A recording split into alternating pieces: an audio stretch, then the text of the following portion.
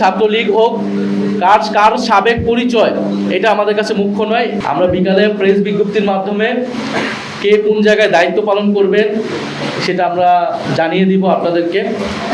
এবং এছাড়াও আমাদের আপ বাংলাদেশ সহ আরও কিছু প্ল্যাটফর্মের তৃণমূল পর্যায়ে যারা জেলায় জেলায় কাজ করছে, তারা জেলায় জেলায় সবাই সারা দেশেই একইভাবে যুক্ত হয়ে যাবে বৈষম্যবিরোধী আপ বাংলাদেশ, এবং তারপর তারা এনসিপির বিভিন্ন যেই সংগঠন, অঙ্গ সংগঠন, সহযোগী সংগঠন অথবা মূল কমিটি, সেখানে তারা যুক্ত হবে।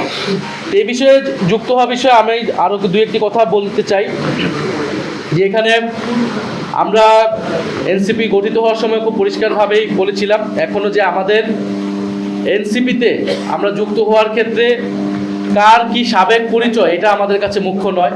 কে আগে কোন রাজনৈতিক দল বা সংগঠন করে এসেছে, ছাত্র দল হোক, ছাত্র শিবির হোক, ছাত্র অধিকার পরিষদ, ইভেন কি ছাত্রলীগ হোক, কার সাবেক পরিচয় এটা আমাদের কাছে মুখ্য নয়। আজকে থেকে যখন কেউ এনসিপিতে আসবে, সে এনসিপির সংগঠক, এনসিপির নেতাকর্মী হিসেবে কাজ করবে, এনসিপির আদর্শকে ধারণ করেই কাজ করবে।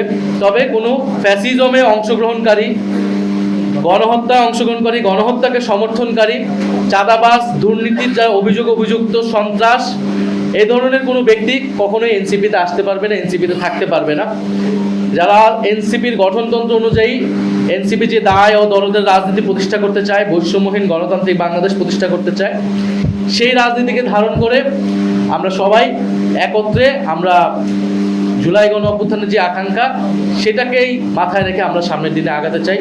বলে আজকে যারা আসছে তারা, আমরা মনে করি তারা আমাদের সাথেই এতদিন ছিলেন, আমরা একসাথেই আসলে ছিলাম, হয়তো প্ল্যাটফর্ম ভিন্ন ছিল, আজকে আমরা আনুষ্ঠানিকভাবে একত্রিত হচ্ছে। এবং সারা দেশের তরুণদেরকে আমরা আহ্বান জানাচ্ছি, তরুণদের পাশাপাশি সকল বয়সী মানুষদেরকে আহ্বান জানাচ্ছি, জাতীয় নাগরিক পার্টি এনসিপির হাতকে শক্তিশালী করুন, এনসিপিতে যোগ দিন, এনসিপিকে নানাভাবে সহযোগিতা করুন।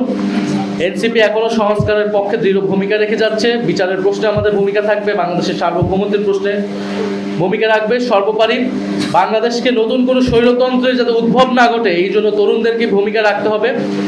এবং বাংলাদেশের মানুষ গণভোটে রায় দিয়েছে সংস্কারের পক্ষে, সেই রায়কে আমাদেরকে অবশ্যই বাস্তবায়ন করতে হবে, জনগণকে তার অধিকার ফিরিয়ে দিতে হবে।